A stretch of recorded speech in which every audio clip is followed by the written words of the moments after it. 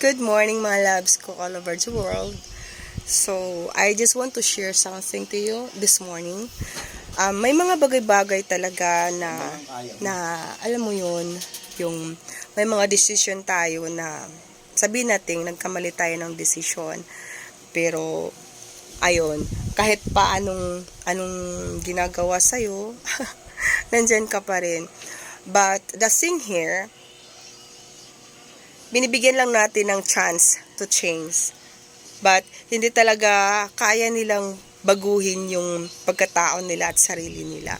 So, we have two option. We have two option here na ipaglaban mo yung sarili mo at yung mga taong like your mga anak and to that people, no, na partner mo. So, for me, I choose myself and my children and my son. So, yun. Ang the thing lang dito is may bahay siya na pinatayo sa lupa ko. So, according to our attorney, it's a conjugal property and whatever happen, no, kahit ano pang gagawin niya, wala siyang magawa. Pwedeng mapunta talaga sa amin yung bahay. Pero lagi niyang sinasabi na para daw nang-aangkin ako ng akin, which is I really don't care, no? I really don't care about the house. I only care about the lot, about the lute kasi inheritance yan galing ng papa ko. So, we've been together for almost 16 years or 16 years running 17, but a lot of daming problema talaga. Gawa siguro ng hindi talaga kami compatible, like we only like nagsama para akala mo yung meron lang maging comfortable kayo dahil nag-iisa kayo. So it's not bad. That's not, I mean, that's bad. Hindi talaga maganda na mag-umpisa kayo na parang comfortable lang kayo dahil pareha kayong alone sa ibang bansa. And hindi maganda ang output. Mahirap yung ganun. Meron kaming dalawang anak, which is, I love my son. Ngayon, nung nalaman niya na may bawsi pala, hanggang action na lang siya, hindi na siya nananakit. Pero noon talaga, kung manakit siya, todo manakit. Ako ngayon sinasakal. So, ito na rin naman yung kalmot na naman, pero kunting kalmot lang. Hindi katulad dito ng isa na nandito, na malaki. Saka mayroon pang dugo-dugo talaga. So it's my choice. I didn't blame anyone to what happened to me.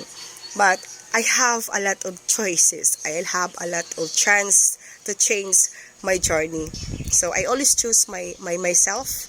So with the people na kailangan kong i-choose, like my children. So that's it. I hope na manindigan tayo sa dapat nating panindigan. Someone or ang iba naman nagsasabi na bakit ang tagal mong pinakawalan? Layas nga ako ng layas, sunod naman ng sunod. Ako naman to nagpapatawad. Hindi kasi ako marunong magtanim ng galit sa dibdib. Pero pag ako naman magalit, talagang tudong magalit. At pagkatapos yan, wala na. But this is the time for me to release. Matagal ko nang nirelease mentally. Pero physically, ayaw niyang umalis dito dahil bahay. So you think ako ang aalis? Well, hindi ko kasi kayang iwanan yung mga bata na alam kong sinasaktan niya. Yeah. Yung bang ikaw yung sisiraan nila. Yun bang alam naman ng mga taong kasama ko kung sino at ano ako Yung mga close friend ko na nakasama ko, yung mga kaibigan ko, yung mga kilala ko na kilala ko kung ano yung ugali meron ako.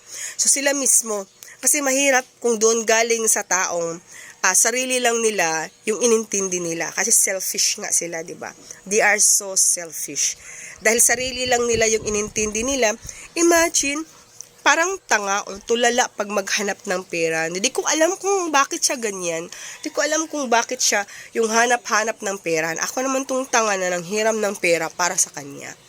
So to the thing na, there's a situation talaga na wala kaming makain.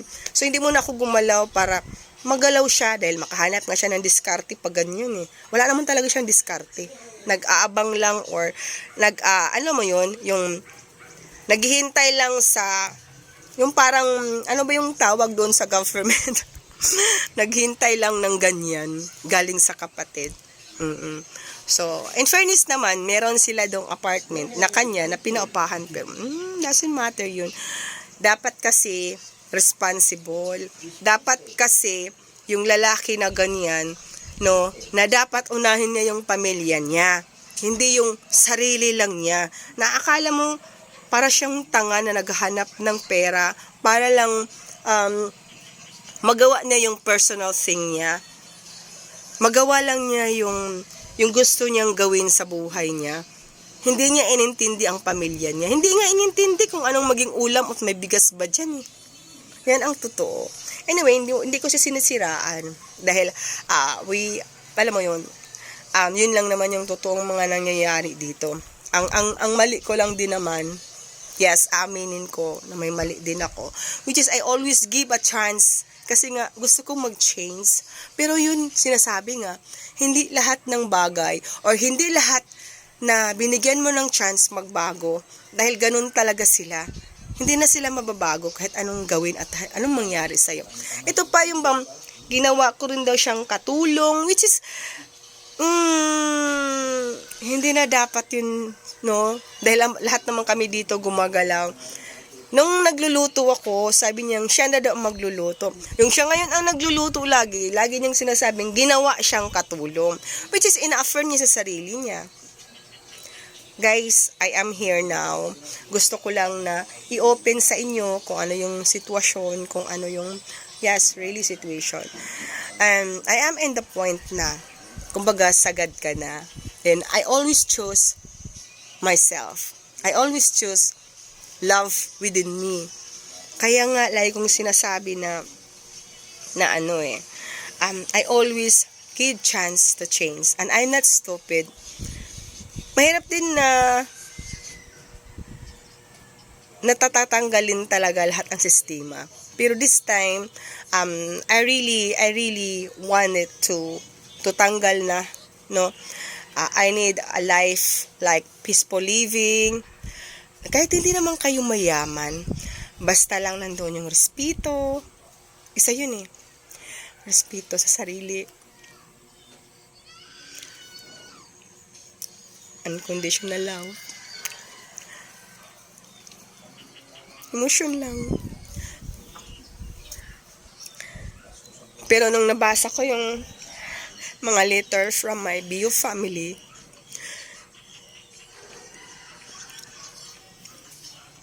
nakita nila sa akin how independent, strong, and brave I am. I'm still human. I have emotion. But I really want a life of peaceful living. Maganda kasi yung may love within eh. May pagmamahal talaga, unconditional. Which is, kaya ko yun. Kahit mag-isa ako. Basta nandyan lang yung mga anak ko. So, for me, walang problema yun. So, God bless everyone. Bye.